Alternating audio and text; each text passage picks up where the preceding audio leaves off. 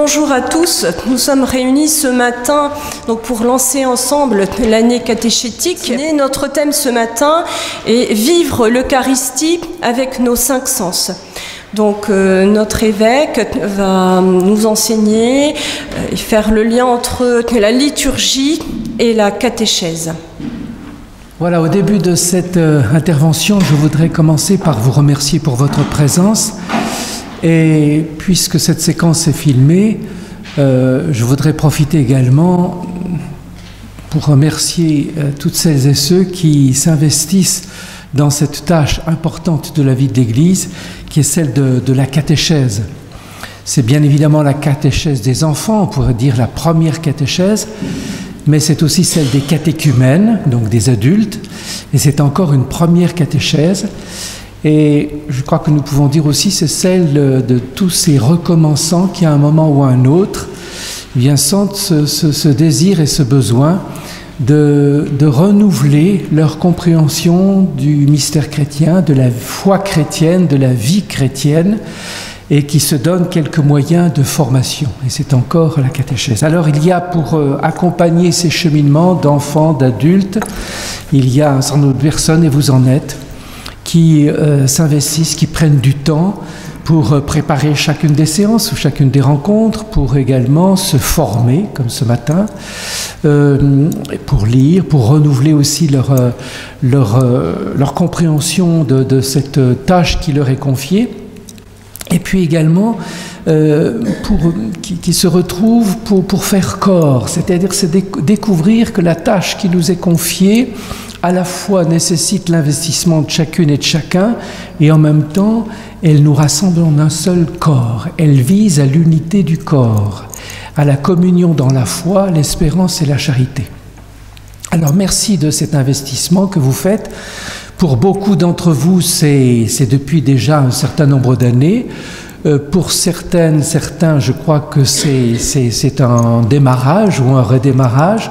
Bref, quelle que soit la situation dans laquelle vous êtes, merci de cet engagement que vous prenez, dont vous savez qu'il est à la fois précieux, comme je viens de le dire, et en même temps délicat, parce que, comme diraient les financiers, le retour sur investissement n'est pas toujours très visible, n'est pas immédiat, parfois est bien douteux, et puis dans cette tâche-là, il y a non seulement ceux auxquels nous nous adressons, qui ne sont pas forcément dans les dispositions, dans l'attention, dans la compréhension que nous souhaiterions, mais il y a également notre propre pauvreté, c'est-à-dire que dans cette tâche de catéchèse, nous découvrons toujours combien nous avons encore et encore et encore à nous convertir, mais pas dans un sens seulement moral qui serait un peu grincheux, je devrais changer. Non, je pense que nous pouvons nous dire j'ai encore à me convertir, ça veut dire que j'ai encore à faire plus de place à l'amour de mon cœur qui est Jésus. Faire plus de place à Jésus qui est celui avec qui j'aimerais encore mieux. Mieux celles et ceux vers lesquels je suis envoyé, celles et ceux avec lesquels j'ai travaillé, même quand parfois c'est lourd, c'est pesant, c'est incertain, c'est fatigant, c'est tout ce que vous voulez. C'est pas reconnu, etc. Voilà. Donc, grand merci pour cet investissement qui a des enjeux importants pour la vie de l'Église et pour votre vie, pour la vie personnelle de celles et ceux qui s'engagent dans cette tâche. Alors ce matin, il m'est demandé de parler des liens entre catéchèse et liturgie. Alors, je suis désolé, si certains attendaient un cours bien construit, eh bien je ne leur proposerai pas un cours bien construit. D'abord parce que je pense que ce n'est pas tout à fait le genre que je dois adopter ici, mais aussi parce que je voudrais essayer de me mettre dans la peau, en quelque sorte, non pas simplement de quelqu'un qui veut transmettre une connaissance, mais quelqu'un qui veut partager une expérience. Le pape François nous l'a répété, même si je ne sais pas vous en donner aujourd'hui les références, mais il nous dit qu'on ne fait pas du catéchiste, On ne fait pas du catéchisme, hein, on est catéchiste. Et quand on est catéchiste, ça veut dire qu'on participe à une tâche qui ne nous laisse pas indemnes. Nous ne sommes pas simplement des sachants par rapport à des non-sachants, si vous me permettez l'expression, nous sommes des sachants, pas le nier, et en même temps qui ne savent pas encore beaucoup. Et puis qui n'ont pas fini de laisser ce savoir qui est Dieu lui-même à l'œuvre agir dans nos vies. Et donc, c'est dans cette idée-là, dans cet état d'esprit-là que je voudrais parler ce matin. On pourrait, comme une première réflexion, c'est dire qu'est-ce que c'est que la catéchèse? Alors je voudrais emprunter à Jean-Paul II une expression qu'il utilisait et qui disait le but de la catéchèse, c'est de mettre quelqu'un non seulement en contact, mais en communion, en intimité avec Jésus-Christ. Donc nous voyons bien que notre responsabilité n'est pas simplement celle d'une transmission d'un savoir, mais c'est celle de... Nous favorisons une rencontre. Et une rencontre qui n'est pas simplement une rencontre, on pourrait dire, conventionnelle, mondaine, courtoise, polie. Non, une rencontre intime. C'est-à-dire de cœur à cœur, de personne à personne, dans la vérité de leur vie. Et donc, cette catéchèse, elle vise à ce que des enfants, à ce que des adultes, eh bien, soient mis en contact, mais même plus, en communion avec Jésus. Et pour le dire d'une manière assez brève, je dirais que la catéchèse aide à faire tout un chemin et la liturgie, je dirais, accomplit ce chemin. C'est-à-dire que la catéchèse vise à cette communion, à cette intimité avec le Christ. La liturgie réalise cette intimité, cette communion avec Jésus. Et c'est la raison pour laquelle une catéchèse qui ne s'accomplit pas en quelque sorte, qui n'aboutit pas à un moment donné à la liturgie, et notamment à la liturgie eucharistique, à la messe, eh bien c'est une catéchèse qui en quelque sorte est encore inachevée. C'est comme si vous donniez le désir d'une personne à quelqu'un et qu'au final vous lui dites « Oui, mais tu ne la rencontreras jamais. C'est une personne super, très belle, très... je ne sais pas quoi. Mais non, moi je la connais, mais toi, tu ne la rencontreras pas. Tu ne la rencontreras pas. » Non, on fait naître un désir, grandir un désir d'une communion. Eh bien, ça, on pourrait dire, hein, il ne faut pas trop forcer, mais c'est le travail de la catéchèse, et le désir de la rencontre et son accomplissement, c'est la liturgie qui le réalise en quelque sorte. Si vous voulez, pour me faire comprendre, je me suis dit, quel texte serait-il possible d'utiliser? Il me semble que nous pouvons utiliser le passage des disciples d'Emmaüs. Alors nous le connaissons tous parce qu'il est utilisé dans la liturgie. Je crois qu'il est assez souvent utilisé également dans la catéchèse, que ce soit des enfants ou des adultes. Il est utilisé dans les funérailles, dans le mariage. Enfin, il y a beaucoup d'occasions où il peut être utilisé. Alors, je rappelle simplement quelques éléments, même si ce passage de l'Écriture, donc en Saint Luc, au chapitre 24e, et ce sont les versets 13 et suivants. Nous nous rappelons, voici que ce même jour, deux disciples, faisaient route vers un village du nom d'Emmaüs, distant de Jérusalem de 60 stades, et ils conversaient entre eux de tout ce qui était arrivé. Et il advint, comme ils conversaient et discutaient ensemble, que Jésus en personne s'approcha, et il faisait route avec eux. Mais leurs yeux étaient empêchés de le reconnaître.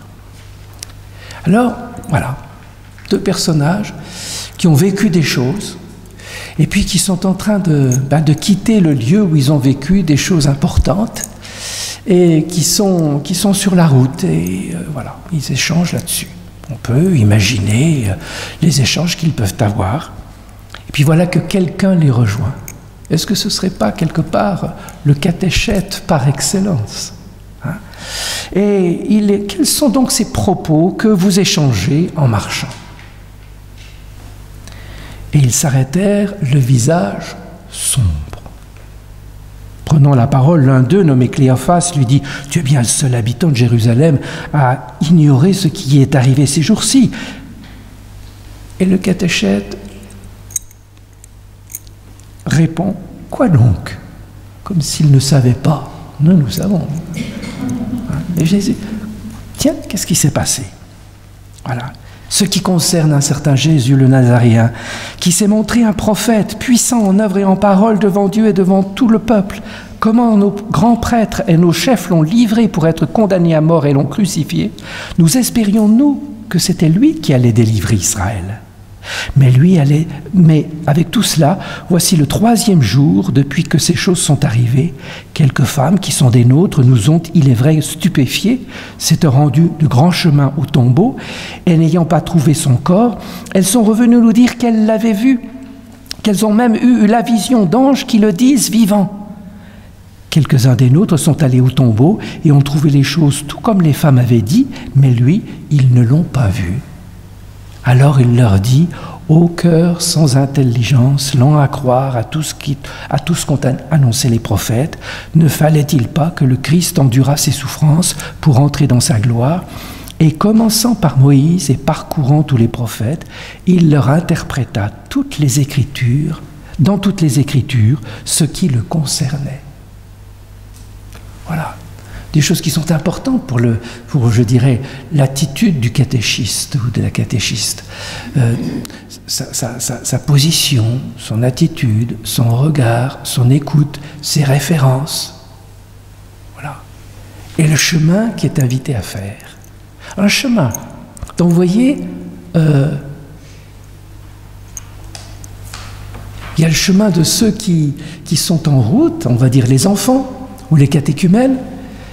Et puis il y a le chemin qui est appelé à faire celui qui pourtant sait. Hein, le Christ sait bien ce qui s'est passé à Jérusalem. Nous savons bien ça. Et en même temps, entre guillemets, il fait comme s'il ne savait pas. Comme si, quelque part, il fallait comme sortir du désir, peut-être de la déception, du désarroi, peut-être du désespoir de ces personnes, quelque chose qui allait les mettre en mesure de reconnaître quelque chose d'inimaginable, d'inconcevable, une présence, quelqu'un. Et en même temps, on sait bien qu'à un moment donné, c'est un peu plus loin, je ne vais pas lire tout le passage, mais on sait que ce personnage qui ne s'est pas encore fait reconnaître fait mine de partir. Hein, de laisser ces 2 disciples s'arrêter parce que le jour baisse. Hein, comme si on pouvait dire, voilà, on a fait la catéchèse, ça suffit. On a fait le chemin, on a donné des éléments, on a fréquenté les Écritures, on a écouté les questions, on a essayé de mettre en route, de ne pas être trop directif voilà, mais c'est bien, c'est bien. Dans le cœur même des catéchisés, si on prend les 2 disciples, il y a un désir. Le jour baisse, ne t'en va pas, reste avec nous. C'est étonnant. Hein?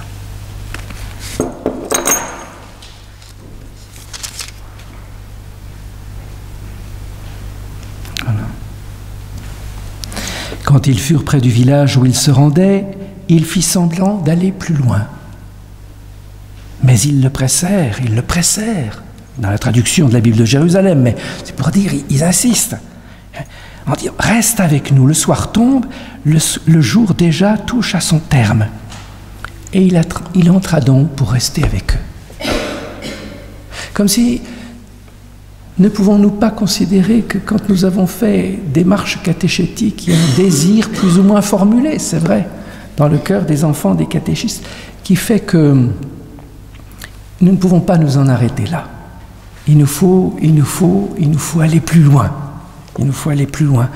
Et Et c'est dans ce plus loin que quelque chose de nouveau, de neuf, de grand, et qui accomplira tout le chemin qui a été parcouru, va se réaliser. Et donc vous savez la suite, hein, Jésus, ce personnage, prend le pain, fractionne ce pain, et il est reconnu, ces deux disciples reconnaissent Jésus à la fraction du pain. Il y a quelque chose d'étonnant.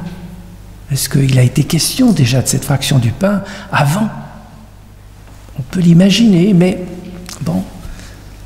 Mais en tout cas, voilà, c'est dans cette fraction du pain qu'ils vont reconnaître celui dont ils croyaient que ça n'était plus qu'une histoire au passé.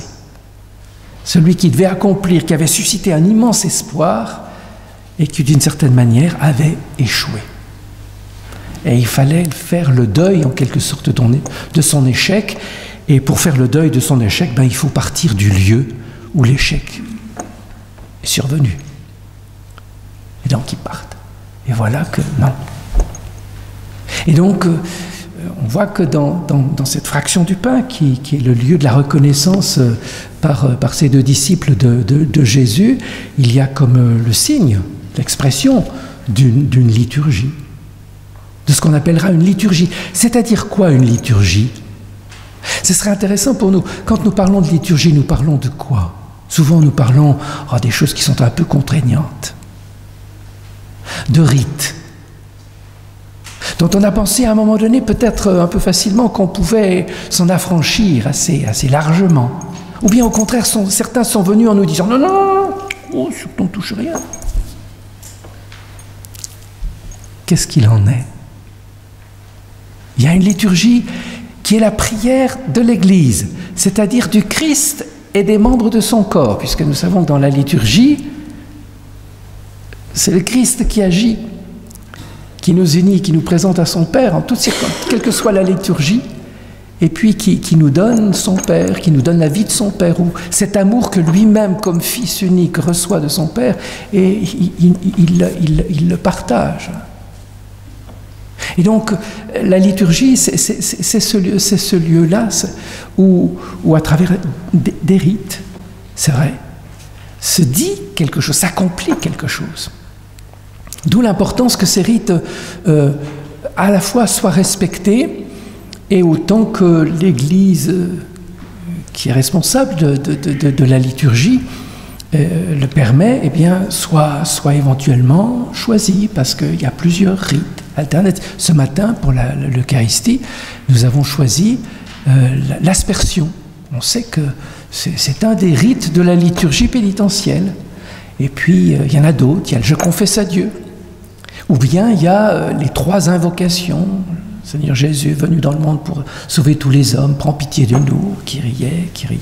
Seigneur, prends pitié. Ô Christ venu dans le monde, appelez tous les pécheurs à la vie, etc. Il y a plusieurs, entre guillemets, plusieurs formules, mais qu'ils veulent toutes nous dire quelque chose de cette rencontre qui est compliquée par le manque d'amour et qui est rendue à nouveau possible et approfondie par le pardon que Dieu donne par rapport à notre manque d'amour, etc. On pourrait reprendre toutes. Il y a des rites différents. Bref, j'en arrive au point que la catéchèse vise à nous mettre le cœur, parce que les deux disciples disent quand même, quand Jésus est parti, hein, tout d'un coup, et alors il dit, notre cœur n'était-il pas tout brûlant au-dedans de nous quand il nous parlait en chemin, quand il nous expliquait les Écritures? Donc cette catéchèse, on en voit l'importance, hein. Elle fait brûler le cœur. Elle fait brûler le cœur. Et en même temps, il y a cette étape qui a été vécue et dans laquelle nous pouvons voir, sans tirer trop le texte, hein, cette étape de cette liturgie, on sait toute la symbolique du repas. Hein, le repas, c'est pas simplement remplir le ventre. Hein, il y a des thèses qui ont été faites, hein, sur la symbolique du repas. Qu'est-ce que c'est que le repas? Il y a des pays dans lesquels je suis allé eh bien, on mange en silence. Chacun mange. C'est pas le moment du discours, enfin de l'échange. On mange, on est un peu, enfin moi quand je me suis retrouvé dans cette situation-là, je me suis dit, on ne parle pas. Il y a d'autres, même pendant le repas, on ne parle pas. On mange, chacun est dans son assiette et voilà. Nous, non, on prend du temps. On prend le temps de... Même parfois, on a pris tellement de temps qu'on a institué des traditions qui maintenant sont, dans certains pays, des trous normands. C'est-à-dire, on mange, et puis voilà, puis à un moment donné, on fait une pause. Mais tout ça, ça fait peut-être du bien à l'estomac. Certains le disent, que boire, voilà. Bon, mais il y a quelque chose de l'ordre de la convivialité, de l'ouverture du cœur, de la simplicité. On ne partage pas le repas avec n'importe qui. Donc vous voyez tout ce qu'il y a, cette catéchèse, notre cœur n'était-il pas tout brûlant en chemin lorsqu'il nous racontait, quand il nous parlait en chemin, quand il nous expliquait les Écritures, et en même temps, ça ne suffit pas. Ça ne suffit pas. Il y a quelque chose qui doit... C'est la liturgie. C'est la liturgie. Alors, voilà, prions le Seigneur qui nous aide à mettre les cœurs en feu par notre tâche catéchétique, mais surtout qu'il nous aide à aller jusqu'au bout. On peut pas le faire à la place des parents ou des enfants. Quand ce sont des parents et des enfants, on peut pas. Mais quand même, voilà, dire la catéchèse, c'est bien, et en même temps, si vous voulez, on pourrait dire que la catéchèse, elle suscite le désir d'une rencontre. On a tous, il faut que je le rencontre. Il faut que je rencontre cette personne. J'ai une question qui se pose, il faut que je rencontre. Tant de personnes qui aujourd'hui, par exemple, veulent rencontrer Sœur Bernadette. Il faut que je la rencontre. Qu'elle me parle, qu'elle me dise, que je puisse lui dire, moi, voilà ce que j'ai à souffrir, voilà ce que mon enfant a à souffrir, voilà ce que j'ai apporté, etc. Il faut que je puisse lui dire. C'est ce désir de la rencontre. Mais voilà, ce désir qui s'accomplit en quelque sorte dans la liturgie, et notamment dans la liturgie eucharistique. Alors, voilà, on peut se dire, comment est-ce que je peux mettre le feu dans le cœur? Comment est-ce que je peux donner le désir de... Alors, il y a beaucoup de choses qui ne dépendent pas de nous, mais il y a des choses qui peuvent dépendre de nous. Comment est-ce que moi-même, par ma catéchèse, j'ai le désir d'aller jusqu'au bout de ma démarche, ou du chemin par lequel le Seigneur me conduit? Parce que dans la catéchèse, il n'y a pas simplement une démarche humaine, ça aussi, l'Église nous le dit, il y a l'action de l'Esprit Saint. Je suis le serviteur de l'Esprit, ou le serviteur, ou le témoin du Christ, ou le compagnon du Christ, qui permet à Dieu d'être présent, d'agir, de susciter un désir, des questions, des compréhensions, de comprendre que Dieu est bon, que Dieu n'est pas loin, que Dieu c'est pas hier, que Dieu c'est pas simplement quelques minutes de prière par jour ou dans la semaine, que Dieu, le Dieu de Jésus-Christ, rejoint chacun des instants de ma vie. Voilà. Mais en même temps, ce désir d'une rencontre, il s'accomplit dans la rencontre elle-même. Et cette rencontre, même si elle est déjà un peu présente dans le cheminement catéchétique, cette rencontre, elle s'accomplit dans la liturgie. La liturgie où se réalise cette rencontre, et une rencontre qui est une rencontre transformante. Et peut-être que c'est un peu ça qui peut être pour nous parfois un petit peu difficile. C'est que si on voit la liturgie, et quand je parle de la liturgie, en réalité, quand nous pensons liturgie, il faudrait penser messe, mais il faudrait penser la prière des moines ou des consacrés. C'est l'aude, c'est vêpres, c'est milieu du jour, c'est les lectures, c'est complis. Enfin voilà, c'est toute la prière de l'Église. Ce sont tous les sacrements. C'est parfois des liturgies, une liturgie de funérailles qui ne comporte pas du tout de la messe, où il n'y a pas la messe, même des mariages où il n'y a pas la messe. Mais il y a un sacrement, dans les funérailles il n'y a pas de sacrement, mais il y a quand même toute la foi de l'Église dans la résurrection des corps. Et voilà qui est remis à la communauté chrétienne Là où le prêtre peut, c'est bien, parce que c'est des lieux importants d'évangélisation, mais ce n'est pas toujours possible. Et la communauté chrétienne, eh bien, elle devient porteuse de ce témoignage auprès des familles éprouvées par le deuil d'un des leurs, pour dire, bien, dans le cœur de cette souffrance, il y a une espérance qui nous vient de quelqu'un qui a lui-même vaincu la mort et qui nous dit que cette victoire, elle n'est pas pour lui seulement, il n'avait pas besoin de ressusciter, mais elle est pour nous. Hein? Et donc, cette liturgie, on pourrait dire très, très, très multiforme, elle veut aider à une transformation. Et c'est ça que je voudrais pouvoir développer un petit peu maintenant. Nous voyons dans la liturgie, donc comme je disais tout à l'heure, des rubriques, des choses qui sont un peu directives, donc c'est un peu ennuyeux, c'est je sais pas quoi, c'est trop ceci, c'est pas assez cela. On voit bien que, il faut quand même que ces liturgies puissent être accessibles, c'est vrai, par exemple aux enfants, aux parents eux-mêmes, enfin, etc. C'est vrai tout ça, c'est vrai. Et en même temps, voilà, nous devons nous dire, c'est une liturgie, elle n'est pas seulement pour nous. Vous savez, c'est une découverte qu'on a faite, enfin une prise de conscience qu'on a fait à nouveau. La liturgie, elle n'est pas seulement pour nous. Enfin, je veux dire, elle n'est pas seulement à la mesure de notre ressenti. Ça, c'est peut-être plus ou moins facile à comprendre, mais voilà, une liturgie n'est pas bonne parce que j'ai été bien, j'ai eu chaud au cœur, les chants étaient super, l'homélie n'était ni trop longue ni trop courte, etc. Les ornements étaient beaux, enfin au moins il y avait des ornements, je sais pas quoi, enfin, vous voyez tout ce genre de choses qui fait que c'est mes goûts en quelque sorte. C'est non, il y a quelqu'un qui est venu me rencontrer. Est-ce que je l'ai rencontré? Ou bien est-ce que je suis simplement resté à l'idée de c'est tellement long. Puis ces chants qui n'en finissent pas, ou ces chants ou quoi, ou je sais pas quoi. Enfin, vous voyez tout ce qui... La super... Non, il y a quelqu'un qui se donne à rencontrer. Est-ce que je l'ai rencontré? Et il se donne à rencontrer pour me transformer. Je pense que, enfin, je ne sais pas comment nous vivons les choses, mais en tout cas, moi, je me redis maintenant. En quoi cette liturgie transforme-t-elle ta vie? En quoi cette liturgie transforme-t-elle ta vie?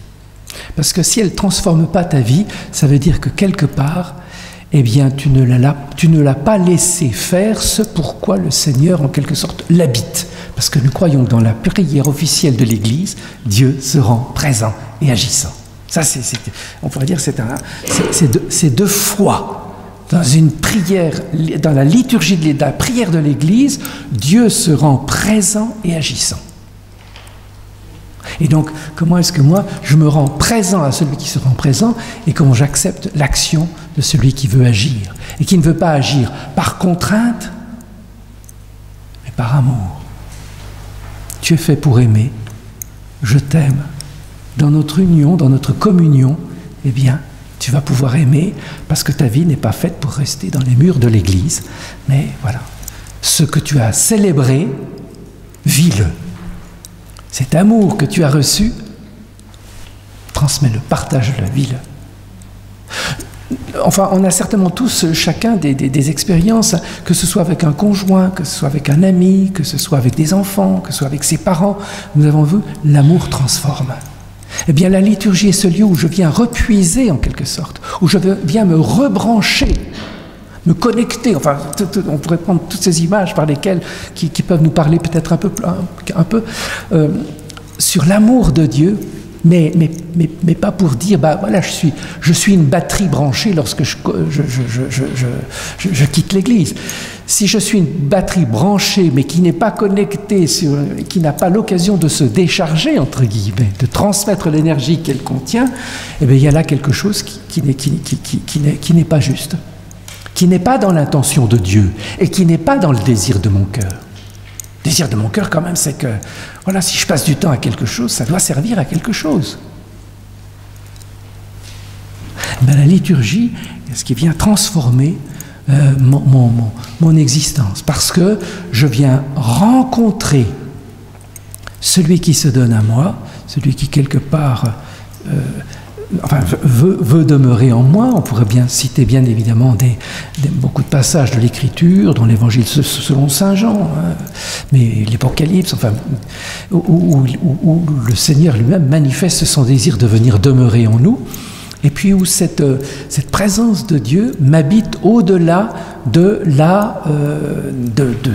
du temps liturgique, si vous voulez, du temps liturgique entre, on pourrait dire, les deux signes de croix, celui de l'entrée et puis celui de la bénédiction, de la sortie. Et donc,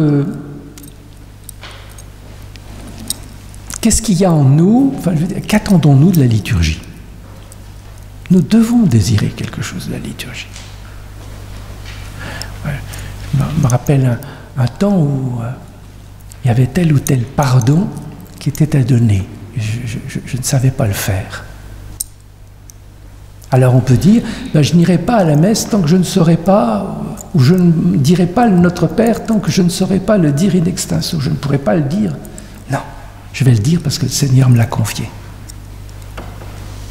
Et en même temps, je vais dire, Seigneur, tu sais, quand je dis ça, toi qui lis mieux mon cœur que moi-même je ne sais lire en lui, tu sais bien qu'il y a des choses qui sont...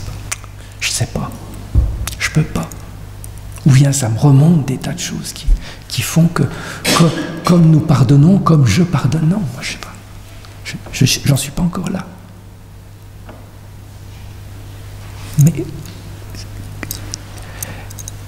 Dieu m'aime comme je suis. Dieu sait bien que c'est difficile de pardonner. C'est une œuvre proprement divine. Mais Dieu ne se résigne pas à la lenteur ou à la difficulté pour l'homme de comprendre qu'il est encore plus grand à pardonner qu'à ne pas pardonner, même quand la justice est en cause. Mais c'est facile à dire. C'est facile à dire. C'est plus difficile à vivre, notamment dans certaines situations dont nous avons soit pu être porteurs, soit dont nous avons été témoins. Et en même temps, la pire des choses, c'est d'être privé de Jésus. La pire des choses, c'est de priver de Jésus.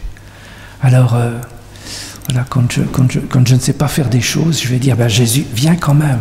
Là où je ne sais pas faire, là où je ne sais pas pardonner, viens quand même là, pour me donner, à un moment donné, le désir de faire ce que je ne sais pas faire. Que tu me donnes, toi, le désir et le moyen de faire ce que, par moi-même, je ne sais pas faire. Voilà, bon, je m'égare un petit peu, mais le lien entre cette catéchèse qui vise à la rencontre et à l'intimité avec le Seigneur, avec Jésus-Christ, et puis la liturgie qui veut, à travers des rites, des séquences, des étapes, nous faire vivre dans cette intimité et dans cette rencontre qui dépasse le ressenti. Oui, qui dépasse le ressenti. Parfois, je suis très heureux de la célébration à laquelle j'ai pu participer. Il s'est passé vraiment d'autres fois, non. Mais je sais que dans la foi, les choses sont plus profondes, où la réalité n'est pas épuisée dans ce que j'ai ressenti, où le ressenti n'est pas le seul marqueur, en quelque sorte, de la profondeur, de la réalité, de la vérité de ce qui s'est passé dans une rencontre, dans une rencontre. Voilà. Et donc, c'est un petit peu au service de tout cela que vous êtes, que nous sommes.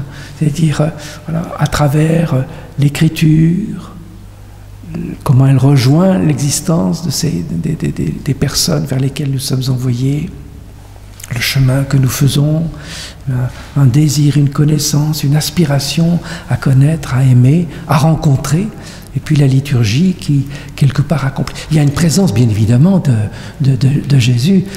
Par exemple, vous priez au début et à la fin d'une rencontre de catéchisme. Enfin, j'espère qu'il y a ce temps-là, bien sûr, qui est plus ou moins facile, plus ou moins recueilli. Enfin bon, voilà, tout ça, bien sûr. Mais quand même, nous rencontrons celui en qui nous croyons, celui que nous allons chercher, celui que nous allons... Voilà. Et donc il y a bien une présence déjà de Dieu, mais il y a une présence de l'ordre plus profonde qui n'est pas de l'ordre du ressenti, mais qui est de l'ordre comme de cette compréhension, voilà, relation plus intime, plus étroite, plus profonde, que Dieu veut faire avec nous, lui-même. Et puis alors, bien évidemment, dans la liturgie, il y a aussi cet aspect-là des choses, qui est que, dans la liturgie, notamment la liturgie dominicale,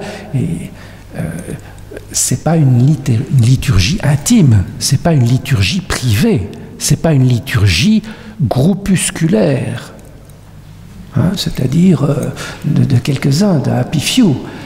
Normalement, la liturgie eucharistique, elle rassemble tous les disciples de Jésus. C'est lui qui invite le dimanche. Hein. On peut s'inviter peut-être pendant la semaine, le dimanche, c'est lui qui invite. Et il met les petits plats dans les grands. Hein, et ce qui fait que nous devrions souffrir de ne pas pouvoir aller à la messe. Je suis émerveillé de voir ces personnes qui viennent, comme je dis, avec leurs compagnes, avec leurs cannes à la messe. Parfois, toutes courbées, tout pas est une, je dirais presque une aventure. Parfois, t'en vois là. Et puis elles viennent quand même. Alors, je ne sais pas si elles viennent pour Jésus. Elles ne viennent pas pour l'évêque, elles viennent pour Jésus. L'évêque peut être le signe de Jésus, tant mieux. C'est aussi un petit peu sa fonction. Mais, vous voyez, elles viennent à cause, elles viennent. Les personnes qui ne peuvent pas venir à la messe, c'est difficile, c'est dur. Et nous, voilà. C'est Jésus qui nous invite. Hein. Donc, voilà, on sait qu'on peut dire non, on peut dire plus tard, on peut dire à ma convenance, on peut dire... Mais voilà, cette rencontre. Eh bien, voilà, comment sommes-nous au service de ce cheminement et de son accomplissement? De son accomplissement qui est un accomplissement de foi, bien évidemment, c'est-à-dire voilà, de relation. J'ai confiance en toi, tu as confiance en moi. Tu m'aimes et je t'aime. Je ne t'aime pas encore assez, mais merci de me donner encore quelques instants pour t'aimer plus, pour apprendre à t'aimer plus. Et c'est cette transformation qui s'opère à travers le cheminement, son accomplissement dans la liturgie. Voilà. Il y a encore beaucoup d'autres choses à dire, j'ai noté d'autres. Mais au final, ça peut vouloir dire, Seigneur, ça peut vouloir dire plusieurs choses. Seigneur, aide-moi à entrer dans ce cheminement de façon à ce que mon cœur brûle toujours, et que ma liberté sache s'exprimer, enfin, que je sache non seulement rendre ce service de la catéchèse qui est tellement important pour la vie de nos communautés, mais que je sache aussi aller jusqu'au bout, c'est-à-dire que je sache aller à l'Eucharistie dominicale. Ça, c'était une première chose. Puis la deuxième chose, c'est que mon service aide